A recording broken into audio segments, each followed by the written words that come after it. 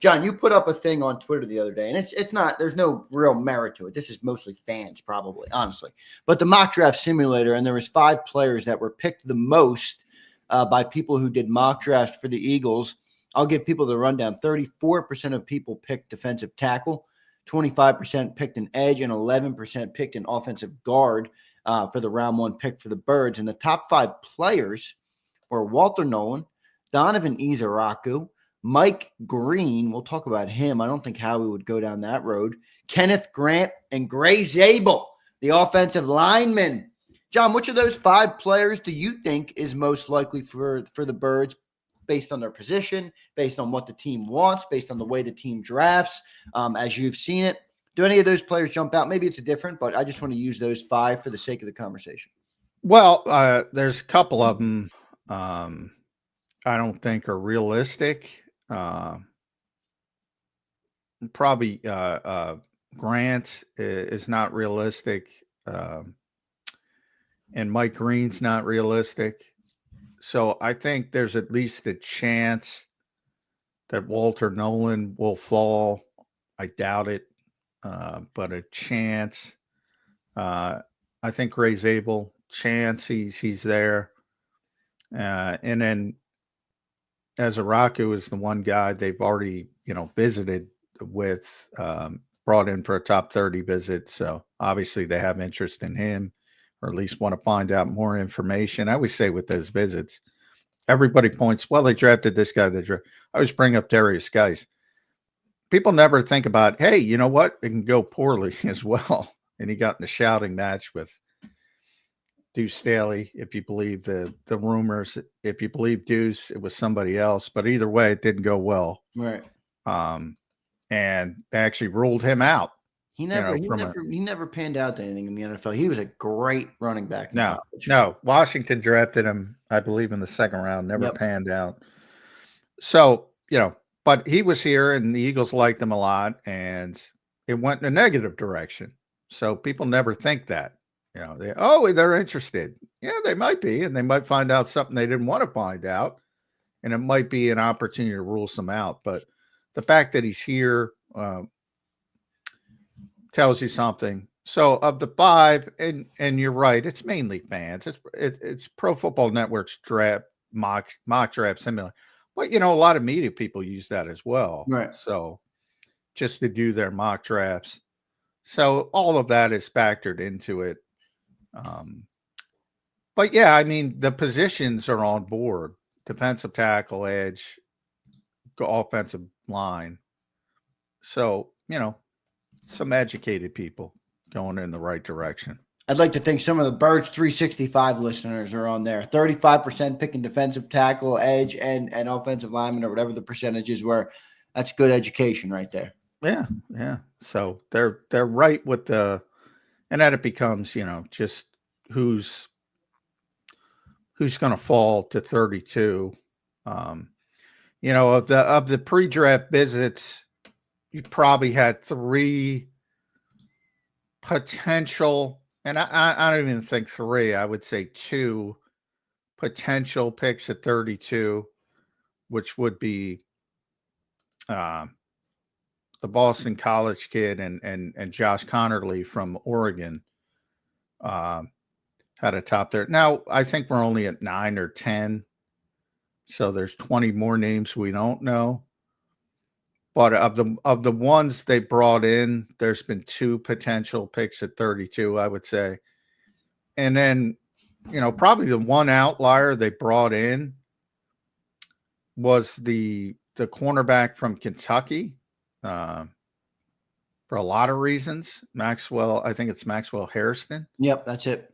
One, they took corners 1 and 2 last year, 22. So they're very young. Kaylee Ringo's younger than some of the rookies in this draft. Yep.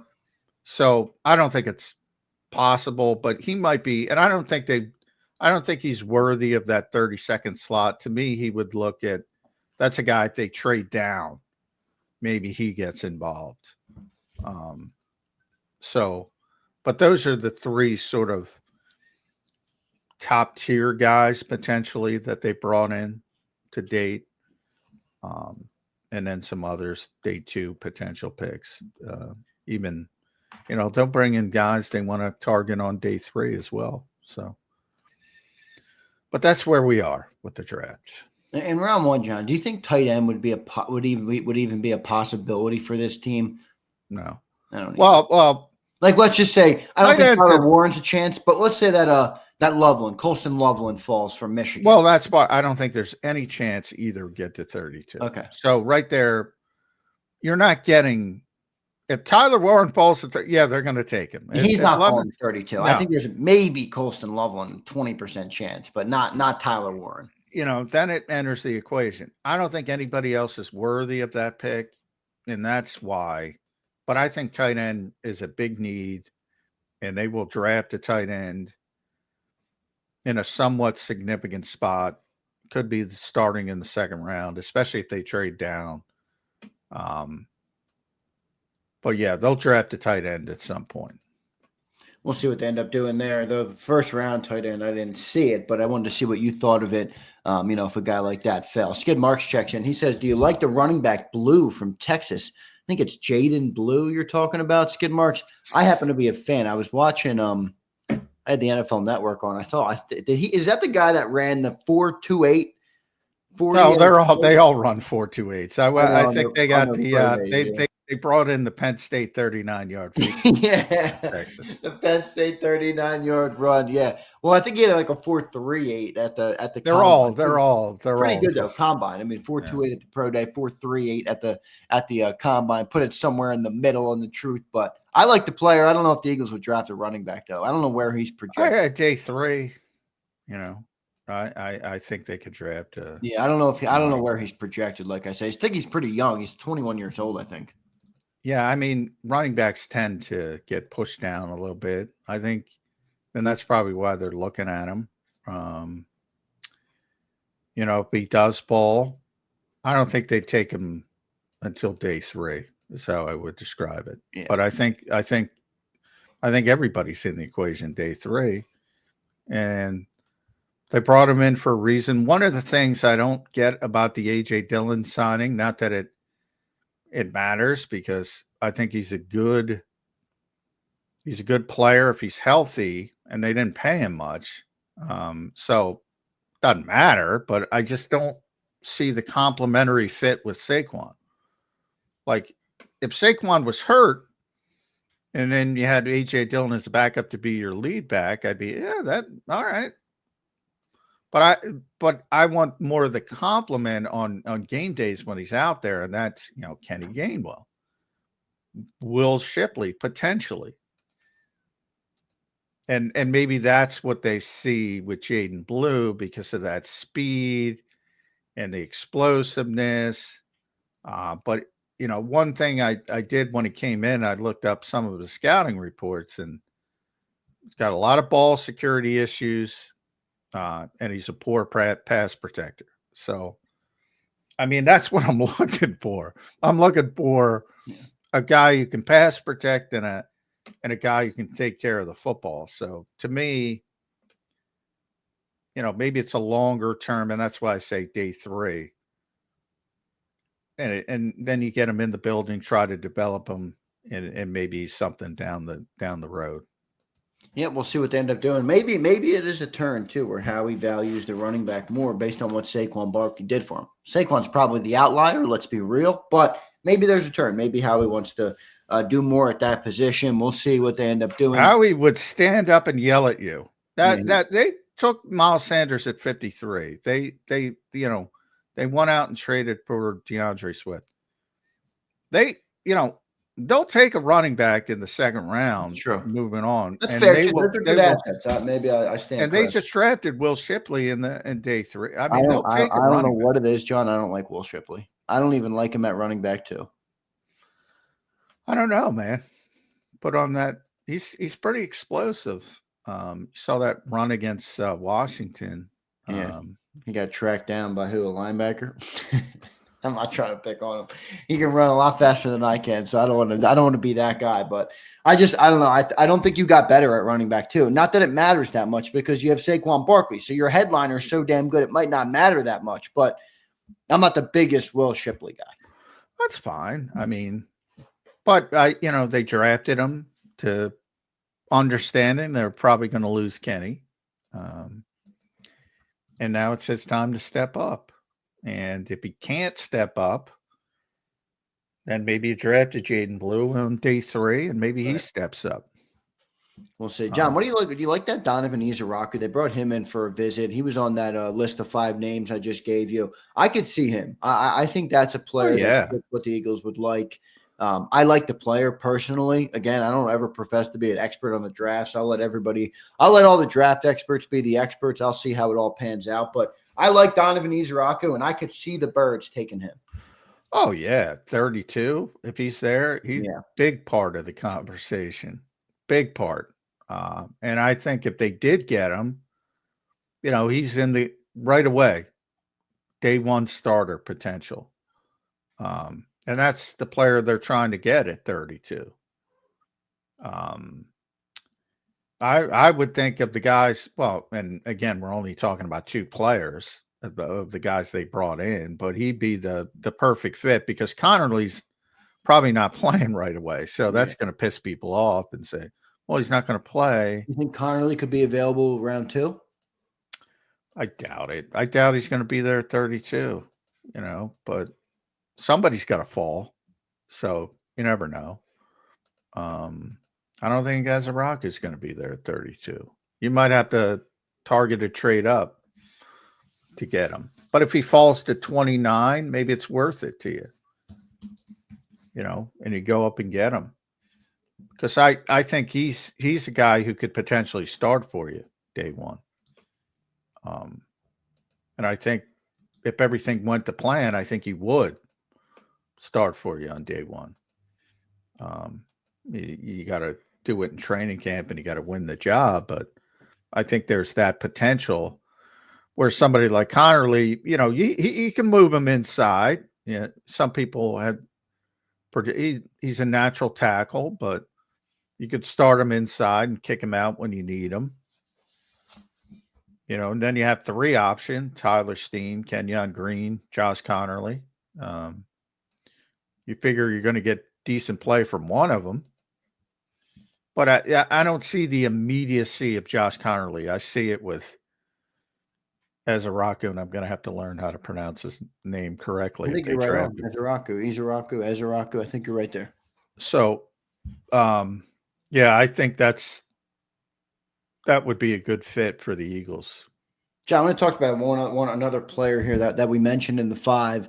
And this is a guy that I do not think would be there at 32, but because of the surrounding things that have happened, because of some of the things off the field, maybe there's a chance he falls. Remember, Jalen Carter should not have been available at number 9. Should not, I repeat. He was. Edge Mike Green from Marshall. This is a guy who I think is arguably the second best edge rusher in the draft behind Abdul Carter. I think he's going to go top 15. He does have some legal issues, some things off the field and with domestic violence. I don't know too much about it, so I don't want to slander him or anything like that. I don't know the nature of the cases, but I know it exists and it will scare some teams off.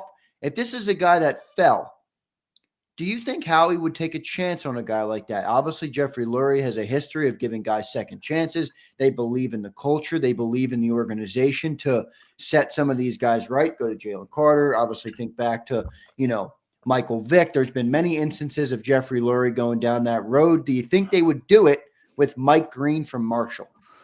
Yeah, I mean, that's a Dom question. That's Dom's job. Right. But everything you said is correct. They're willing to give people second chances, but I mean, that's an individual basis. That's why, they do their homework, and that's why they do their due diligence, and every player's different. Like, now that I've gotten to know Jalen Carter, I could say more definitively, like I say all the time, I get why Chicago didn't want to take him. Now, number 1, especially. Now, when they traded down and he fell down, they probably got pissed off he was there because they had to pass over him again. But, right. So I get, where they were and why they didn't want to do it at number one, then I think the value is too much and they should have done it. But they traded down again. And the Eagles were able to get him, and basically the rest of the league gift wrapped him by their unwillingness to take a chance. But, after I got to know him a little bit, I'm like, nice kid, a little bit immature, as I said. I was immature. I feel comfortable saying that because I was tremendously immature at 22, whatever. I think most of us are. He's just nice. He's a nice kid who made a bad mistake. Mm-hmm. I'm not trying to dismiss the mistake at all. There was another Georgia guy who got arrested the other day. There's something going on with that program.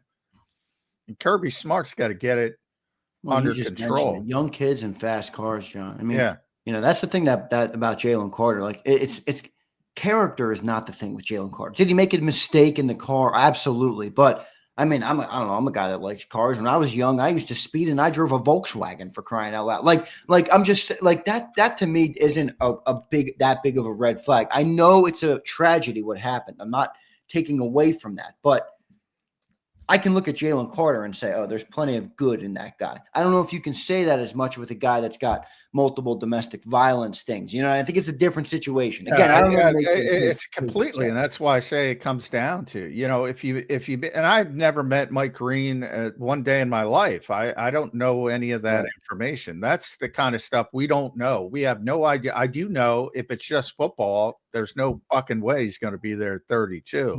That's for damn sure. He's a good player. You think he's number 2 edge rusher in the draft? Yes. Yeah, that's right. I have him too. And I think they had their pro day it might have been this week, and he knocked it out of the park there. So I think the Eagles were there, no? Yeah, they're at everyone. Certainly. Well, somebody's there. Yeah, Marshall's not that far. So. Yeah. And it's also not that big, though. So if there's one you'd miss, maybe it would be Marshall. But no. Not when a player like that is there. Yeah, it's true. But yeah, so if it were just football, there's no way. I still think there's no way he's in the conversation at 32. I'd be surprised if he gets out of the top 15, but I don't know the off the field stuff. I mean, that's why people do these, interviews and do the background checks. And if it's more serious than I think it is, then yeah, he's got some issues. But, then if he's here for some bizarre reason, then if you get to know him, then you can kind of figure out, what the Eagles saw, what they didn't see. But I got to tell you, and I'm not going to pick out individual players, but if you pick go back to 2021, the Nick Sirianni era, you can take all those draft picks, put them all together. And Jalen Carter, if he's not the nicest, he's in the top 10 percentile, just as a human being, as a person. And I think that's what made the Eagles comfortable. Like like I always said, he wasn't out there robbing banks. Right. Lack of character is different than making a mistake as a young man. Yeah. Right. And I think Jalen Carter made a mistake as a young man versus Mike Green. You might look at it and say, is this guy just a bad egg? Is he a bad dude? Yeah. That could be a fair. And there's some people I've met that seem like bad dudes and have not done anything. And I would say, I don't want that dude around here. Right. And Jalen Carter ain't one of them. So, in fact, Jalen Carter strikes me and I don't know him. I've never talked to him, but I hear what you guys talked to him about. I've seen clips from the locker room. He strikes me as the opposite, John. That's a guy you want in your room to build around. He's a very nice person. I don't know how else to describe it. He's also very humble. At least that's the impression. Humble. He's shy. If anything, he's shy. He's he doesn't like. He hates scrums with cameras. He hates them because he's shy. I mean, he's not John Dillinger. He's not on the FBI's 10 most wanted list, but he made a terrible, terrible mistake. Right. And I think there is a difference than, somebody who's doing consistently bad things. And there's a lot of NFL players that do consistently bad things, but maybe not to the tragic level. And I don't know if people understand what I'm trying to say because they conflate other things in football. But to me, consistently being a bad guy is far worse than being a good guy who made a horrible, horrible mistake that resulted in deaths. So I don't want to downplay that at all. No, yeah, not downplaying it, but I think there are two different things here. Again, I don't have a comment. I don't really have much of a comment on Mike Green other than I'm trying to gauge on what the Eagles would do there if he fell. So I'm not really sure about that. John, looking at some of these other edge rushers in the draft, I think we can rule out those. I mean, we just talked about Mike Green, but Abdul Carter, obviously, rule him out. Mike Green, 95% chance, I'd say, rule him out. James Pierce, maybe he could fall. Donovan Ezeiruaku. Michael Williams from Georgia. I like Michael Williams. Shamar Stewart. They do too. I don't know that for a fact, but I'm guessing because he's from Georgia. It's just because he's a Georgia guy. But he's good against the run too. He's one of those. Remember we talked about we got a lot of young or small edge rushers. Well, Michael, 6'5", 260. He's a little bit of a bigger guy. I could see it with him. Then you got Shamar Stewart, Nick Scorton, and Landon Jackson. I'll stop it there. Those are 3 to 8 on your edge rusher big board. Any of those names that you like the most, John, or more than others? I mentioned to you, I like Mike Hill, and I'm actually a Landon Jackson guy. I think you would trade back if you wanted to get Landon Jackson, or alternatively trade up in round 2. But I don't think you need to take him at 32, and I think he'd be good value. Any of the edge rushers that I just mentioned, John, that you like for the Birds, like to fit with Vic Fangio and this team? Well, there's 6 guys I would say that belong in the conversation for being first round picks. And I think 3 of them are completely unrealistic. We just talked about one. Even despite some of the issues, I think Mike Green is too gifted at that. Yeah. And this is a position the league values. So somebody's going to take a chance. It might be later than it should be, but it ain't going to last to 32. Carter's obviously ridiculous to talk about. James Pierce had a shitty pro day, shitty combine, from an athletic standpoint. But he had so much production at the college level. I don't think there's any way he lasts to 32. So that boils it down to 3 guys. Ezeiruaku, who they've already brought in, Michael Williams, and Shamar Stewart, who's the tremendous athlete with the lack of production.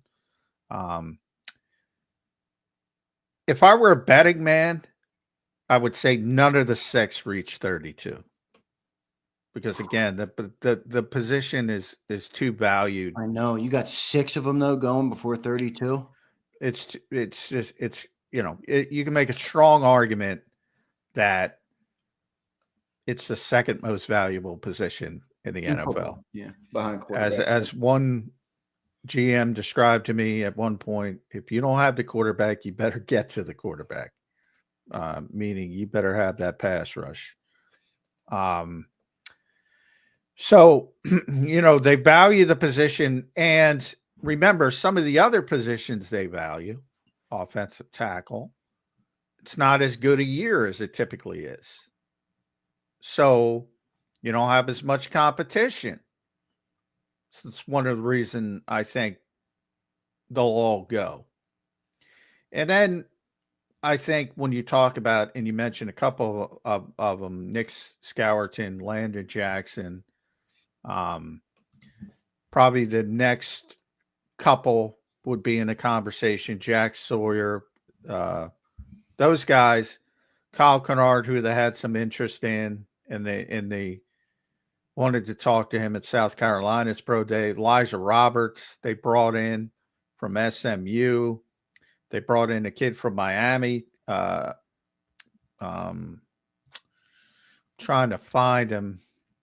Barron, I think his name is. They brought him in. Then if those 6 are gone, and I think they're going to be gone, you start moving back. you start thinking about them maybe 64, or if you're going to move up, however, how he manipulates the board. I don't think any of the second tier you're going to reach for at 32. You're either going to shift positions, or if you have to stay put, you're going to trade down. Or I'm mainly focused, and partially because they brought him in. With Ezeiruaku now, he's the guy who you could say, all right, let's move up from 32 to 28 to get this guy. Something like that. I could see that. The draft's going to be interesting because, the people have talked about the Eagles have 20 picks in the next 2 years. So I'm going to make a bold claim. I got one last, by the way. Yeah, you think they're going to lose a comp pick? I do. Because of that Ojulari signing? Yeah. Yeah, what was the numbers on his deal? They came out. I thought it was $2 million guaranteed. Is that what it was? $2 million, $3 million guaranteed, $2 million salary, $1 million signing bonus, and then $500,000 in likely incentives, which counts when they're described as likely. And $3.5 million would hit the cutoff to wipe out the Isaiah Rodgers comp pick. Still not official. Obviously, but on paper it looks like they're gonna, but it's just a 6th-round pick. Becton comp pick. That's 5th rounder. They're still in line to get that. Well, because did you see the numbers that came out on his contract? Yeah, no, I haven't seen it officially. I thought I saw somebody put up the official numbers, and they were not good for Mekhi. I mean, basically, first year is. I'll look it up. Yeah, see if it comes up on your side. I'll read. I'll pull up what I saw. But basically, 2-year deal. One of the years guaranteed. It's $6 million guaranteed, and then they have an option on year 2 that they could pick it up, but it'd be $12 million guaranteed in year 2. So. According to Over the Cap, Becton's only guaranteed $6.94 million. Chargers can get out after 1 year, or he's under contract for $12.5 million in 26. So, yeah, still that's still plenty. It's average annual value. So, just under $7 million. Yeah, and that's why all the compensatory pick guys, Nick Corte from Over the Cap, they still have the Eagles in line to get a 5th. Right. So that number's still plenty significant enough. Okay, that's good. Just want to check on that. No, but the point on the draft is they have 20 picks, maybe 19 now, as John mentioned. You might lose a comp pick there, but 19 picks. I don't think they're picking 19 players in the next 2 years. Financially, that's not going to work in a couple of years. But the question would be, where does Howie extract the value? Does he trade up in the middle rounds to get players he likes? Does he package some of them to trade up in round 1? People have, you talked about trading back in round 1, and I think, I'm not saying you're wrong, it makes sense, but you're going to gain more draft picks. Now, maybe it's all to package up and go and get. One thing, he's not staying put a lot. That's for sure. So he's going to move up. He's going to move down. He's going to move. I've tried to explain the Eagles have these cluster of picks, and they generally try to focus in on 4 or 5 players they think will be there at a specific spot. And if they're not, they're probably going to try to trade out. If one's less, the high profile example in the first round, but this is every round, is Devontae Smith. If there's one left, they'll try to go up and get him. If they can't, they'll try to move back. And they do this with every round, not just first round picks. They'll have a cluster of guys that they think are going to be in play at 64 if they don't move. And same thing. If one of them's there, they'll take them. If 2 of them's there, they got a decision to make. Yeah. Who do they like? Who's got the slight advantage? All that kind of stuff. And if none of them are there and they can't move up to get one of them, they'll try to move back. That's generally how they handle the whole process, all the way down to, they don't have a 7th round pick right now, but all the way down to day 3. So right now, as they open the process, they have 32, 64, 96, which is easy because, it's the last pick in each round. Well, third, they have compensatory picks, but third regular pick. And then 161, 164, and 165, which is a really tight cluster, So they'll have a bunch of players they'll project players in all of those spots and say, all right, these 4 or 5 guys might be here at 96. And that's what they're doing when they bring in players like, it's not only when we talk about Ezeiruaku and Connerly, it's not only a bunch of first-round potentials. Tyler Barron's not going to go in the first round. That might be a guy they're looking for on day 3. Right. Jaden Blue, day 3. That's what Charles Grant is an interesting guy they brought in because he's a small school guy from William and Mary. He's a tackle. Should have mentioned him because he is an outrageously good athlete. And he's like by far the best left tackle in FCS football. All-American,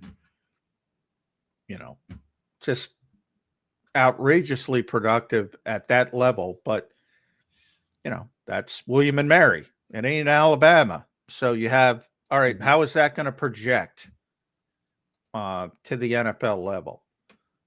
But he's certainly got the athleticism to play in the NFL. And, boy, he's got a high ceiling. If Jeff Stoutland, and again, you have tremendous,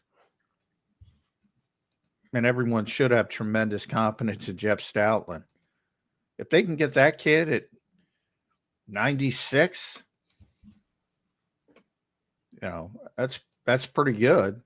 And that's where I think, but somebody else might say, all right, he's such a good athlete. It's interesting. Grant is 97th. They have the 96th pick. Grant is the 97th ranked prospect by PFF. 97, just that they brought him in. Right. Obviously, it's not going to work out that way. But if he falls all the way, now to me, he's such a good athlete that somebody's going to take a chance on him in the second round because it's not a great tackle draft. So I don't think it's going to work out for the Eagles, but that is an intriguing player if the value matches up, and the value in the third round would, to me, be off the charts. But, maybe we're talking about him in 3 years when we say, hey, I came in for a top 30 visit with the Eagles. Right. Yeah. Eagles pick him up after he doesn't work out somewhere else. Probably could be likely. We'll be here to cover all that for you guys on Birds 365. Appreciate everybody checking in this morning. John, I want to go to defensive tackle. We just talked the edge rushers. We mentioned some DTs there, but we'll do the same exercise. Mason Graham's the top DT. Gone. He's not coming to 32. No chance. No. Kenneth Grant, most likely gone. Not going to be there at 32. Your top 2 Michigan defensive tackles in this draft. Then you have Walter Nolen. Most likely going to be gone. I feel like maybe he could fall. You got Derek Harmon from Oregon. You got Darius Alexander from Toledo.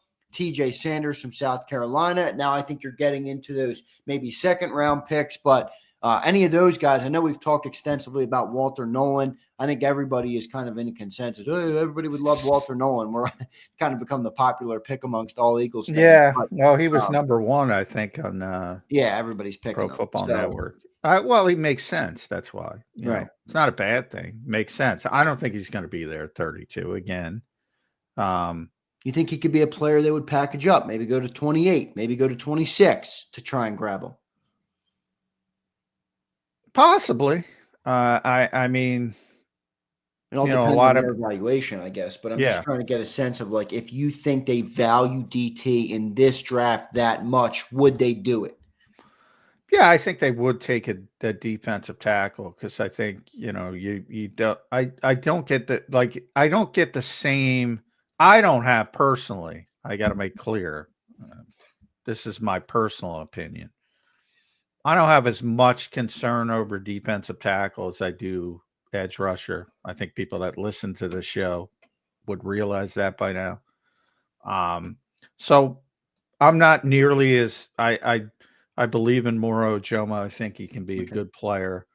I don't have as much confidence in some of the edge guys that other people have more confidence in. So I could be completely wrong, but so that kind of shades my thinking. I'm like, I don't really have to go up if he falls. Don't they still need a body there, though? Like right now, we got Jalen Carter, Jordan Davis, Moro Jomo. Who am I leaving out that's a tackle and that's going to be a contributor? Well, they have Thomas Booker, and they like Ye Paul as a young player. But, he was the undrafted guy. First of all, I put Jordan Davis aside. Now, I yelled at Ed Kratz. He did a mock draft, and he had the Eagles taking, I believe, Kenneth Grant. I'm like, at 32? Come on, Eddie. Well, first of all, he ain't going to be there. But second of all, he's a nose tackle. He's 340 pounds. So then you're getting rid of Jordan Davis. And Jordan Davis is going to be here next year. I think people don't. So, I mean, to me, Kenneth Grant is not even in their realm of thinking. So you gave Eddie Kratz an earful? Well, I didn't give him an earful, but I just said, this is why I don't like mock drafts. But anyway, Eddie K catching some strays. Eddie K, if you're listening, he's catching some strays. But they want an under tackle, an old school under tackle, 3 technique, and Walter Nolen could be that. So, yeah, I think if he's there at 32, but I don't get the urgency that I have to go up and get him. Like I get the urgency with the edge rusher. I don't have as much urgency. The Eagles might think of it completely differently. But I believe in Moro Jomo. So that's what it comes down to. And that's why I don't have the same sense of urgency. But if he's there at 32, if Harmon's there at 32, I think they're both in the conversation. I think those are the only 2 in the conversation at 32. Then I think if you talk about TJ Sanders and from that point on down, I think you're starting to talk about trading down, and because a bunch of those guys are not going to be you're not going to be able to wait to 64 and get them. So if you do like one of them, you like that Toledo guy at all? Darius Alexander. A lot of people have him as sort of a bridge pick. Yeah. Could go late first round, could go early second round. I'm more in the early second round category. Now, another thing the Eagles do not like is, and they shipped up occasionally, but he's going to be 25. Yeah, that's old. Yeah, so I'm generally, I like young rookies. Generally, and people will say Andre Sam was really old. Yeah, he's an undrafted rookie. They'll bring in with a first round pick. I don't think they're bringing in a 25-year-old. I don't believe that fits their philosophy. And even the philosophy that you talk about of 3-year windows, and I think you have to look bigger with the first round pick, right? Well, yeah, and plus, and there's a difference between 5. Like if it were 5, I'd say, well, there's no freaking way they're taking a 25-year-old.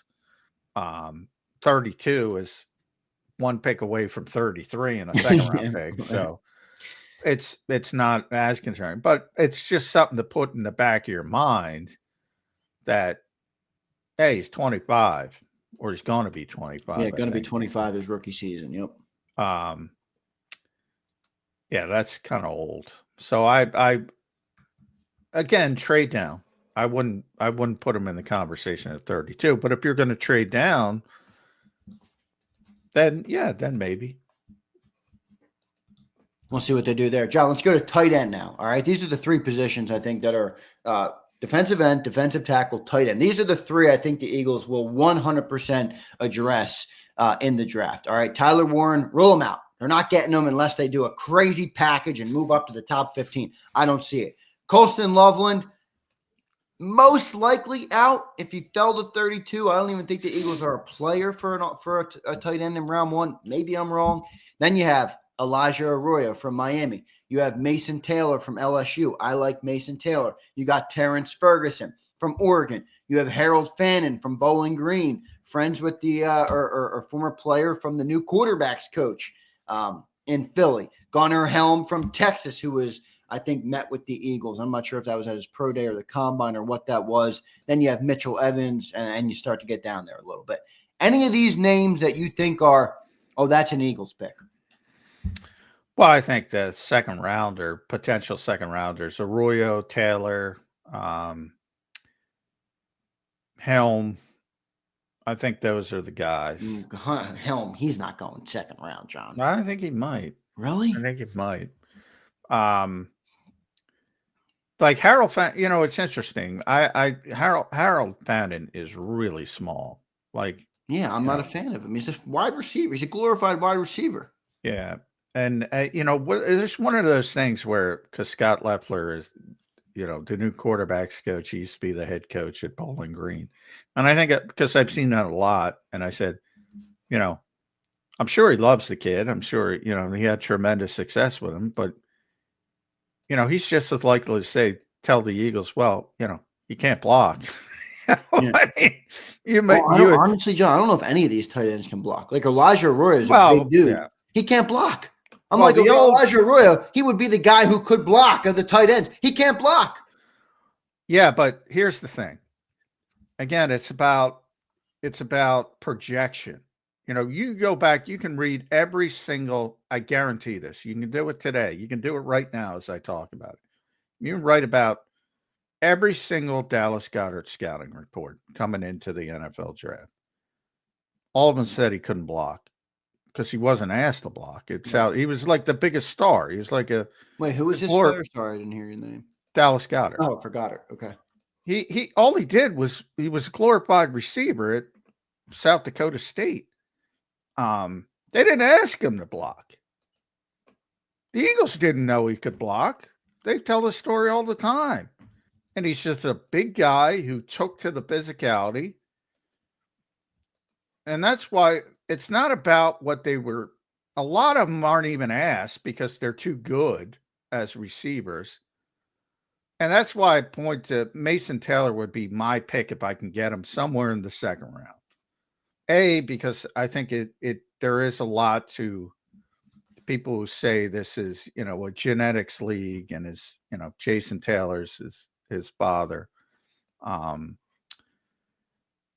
He's over 250. He's 6'5". They didn't ask him to block. But you get 1 year in an NFL weight room, he's going to be 260. If he takes to the physicality of the game like Dallas Goedert did, that to me, there's a guy you see the impact that he could potentially turn into a decent blocker. Most of them can't block because they're not asked to block. Basically, yeah. They all, whether they weren't asked to do it or they just aren't good at it, most of them don't have blocking on the scouting report. And one of the cliches in the modern NFL about tight ends is just lose slowly as a blocker. They don't expect you to be Mark Bavaro or Gronk. Lose slowly. And I think Mason Taylor's the kind of guy that could develop and get big enough to lose slowly, if that makes sense. No, it does. Yeah, it makes sense. It's going to be interesting to see. John brought up Dallas Goedert. How about this? Here's a little piece of information maybe that you didn't know, Eagles fans. Dallas Goedert was a walk-on at South Dakota State for the Jackrabbits. Think about that. A walk-on. And look at what he's done. That's a pretty impressive career for Dallas Goedert to be as good as he is now in the NFL after walking on at South Dakota State. So pretty cool stuff there. John, we're going to move into our commercial break. We got 30 minutes left on the show today. And what I want to talk about is I want to do some Eagles business. And what I mean by that is any extensions left this offseason. When you look at this offseason, where are the strengths? I want to take a contrarian look to the draft and say, where is the team strong enough that we wouldn't even consider in round 1, 2, or 3? I know that might be hard to do, But how do you look at it from that perspective? Kind of have a reverse view on it versus, hey, take this guy, this position. So we'll do all that coming up next on Birds 365. I want to thank everybody for checking in. Let's get to 2 super chats before we get to our break. General JD, what's up, my brother? Appreciate you being here. If Starks and Stewart both there at 32, who do you take? Got to be Stewart. Stewart. Yeah. Yeah. I mean, I think they're going to bring in a veteran safety as an insurance policy, probably pay him a little bit more after April 29th. A lot of people are going to draw the connection to Justin Simmons. It might be Justin Simmons. They can't do it now because it will probably wipe out their Mekhi Becton compensatory pick. So that's why they can't do it now. And it might be that sort of wink deal where, the guy's on whatever podcast that was talking about how much he loves Vic and this and that. So I could see that coming down. Yeah, I think edge is just a much bigger need, much more important position to the Eagles.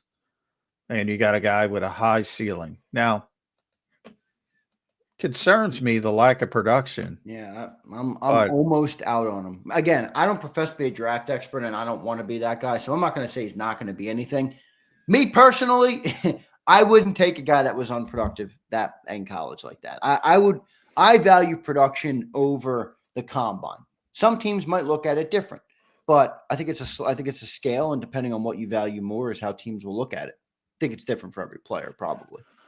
Boy, I love everything about him, though. He's not only that athlete, but he brings size. Like, I'm very concerned about the lack of size. Yeah, I know. But it's kind of, isn't that the NFL now, John? Feels like it's everywhere. And it isn't. It's like everybody has one. Not everybody, but most people have. How big is like TJ Watt? 6'5", 260? Yeah, I would say that's pretty big. Yeah, that's pretty big. That's what I'm saying. That's probably the bigger. Well, the Eagles don't have that. No, I know they don't. No, Jalen 6'4", 237, 230, and he ain't. Yeah. They're also when you're fudging down that low. They're fudging. Yeah, that's one thing I said about Nakobe Dean when he first got here. He was small. Now he has built up his body a lot. But they had Nakobe at 230. It's probably 230 now. He wasn't 230 when he got here. No, he wasn't. Yeah. So Jalix Hunt has that frame where he can add that. He could be that guy. But he's got to do it first. Stewart walks in the door. He's a big dude.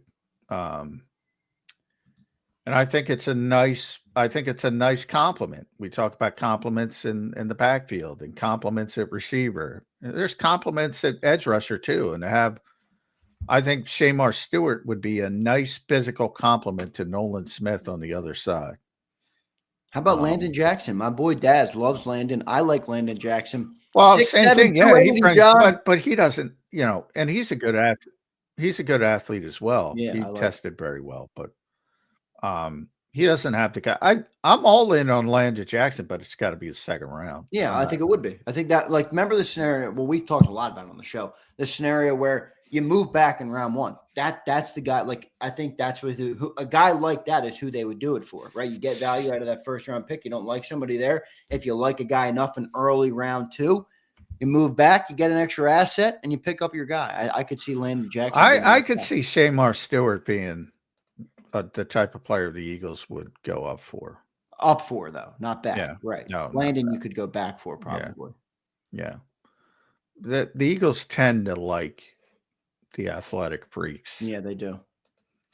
And and they have a lot of confidence in their ability to develop players. Maybe too much confidence. So I don't think that would. That was Vic, right? That even went up. Yeah, it probably went up if anything. So I don't think that would dissuade them. If he starts drifting, and you're talking about a guy, of all the first round picks, one of the things We're going to get Ian Cummings on next week. I got to text Rick, try to get Rick on. Yeah, I emailed him. He never got back to me, but I'm sure I know he's slammed at this time. They're very busy this time of the year. Yeah, I'll text him today. I got to write this shit down. But what was I saying? Oh, I always like to ask those guys, like, who's got the biggest range of ending? In other words, you could see them going really high or drifting, the biggest range. And I think Stewart's one of those guys. Like, it wouldn't surprise me at all if somebody took him at like 12. And it wouldn't surprise me at all if he fell down to, like, he's that kind of rangy guy because he didn't produce, but he's got so much. The ceiling is so high. I think the Eagles would lean towards the ceiling. I think you're probably right. Yep, I think you're probably right. Me personally, I like game tape, but I'm not saying if you don't have game tape, you can't be a good player. So we'll see what they end up doing. General JD, thank you for the super chat, brother. We appreciate all of you guys listening today. Brian Pumper checking in. What's up, Pump? He says, we're not drafting Starks. His relative athletic score is ass. Keep bringing his name up in talks, and we might as well draft Xavier Restrepo, SMH. Xavier Restrepo, that's a guy who has great game tape, and now he didn't do a good pro day, so everybody's acting like he stinks. Go watch the game tape on him, Brian Pumper. That dude creates some separation. All right, I watched him at Miami a lot last year. That guy can play, but he runs like a 4.8 or whatever it was because he was hurt, and now everybody says he stinks. That's what I hate about the underwear Olympics, man. Guys, all of a sudden, everything he did in the games doesn't matter. Drives me crazy. I don't think Stark's relative athletic score was ass. What was it? I don't know. I'm trying to look it up. I know he had his pro day and everybody was raving. Now, again, everybody's got everybody's becoming Penn State. We talk about it with Texas. Right. Now we're going to talk about it with Georgia. I think everybody budges those numbers. So I don't take the pro days as seriously. 244 out of 1,095 from 1987 to 25. It's not great, but it's not ass. But now 244 out of 1,095. It's not top 10, but it's not ass. But yeah, I don't think the Eagles are taking him. Other than he's from Georgia. Never rule it out. Yeah, right. We'll see what ends up happening there. Brian Pump, appreciate it, brother. Appreciate the support there on the super chat. John, good stuff. We'll get to our commercial break. As I mentioned, when we come back, let's talk about a little business of the Eagles that think people that are already here. We had good draft talk today. Plenty of great draft talk to continue to get into. I like these middle rounds. We'll talk more about these middle rounds, especially as we get closer to the NFL draft. But the one thing I want to talk about when we get back is, what's left in the offseason outside of the draft. What kind of business does Howie have, on the agenda? So we'll talk about that when we come back. Big thanks to all of you guys for tuning in. We'll be right back on Birds 365 in 3 minutes.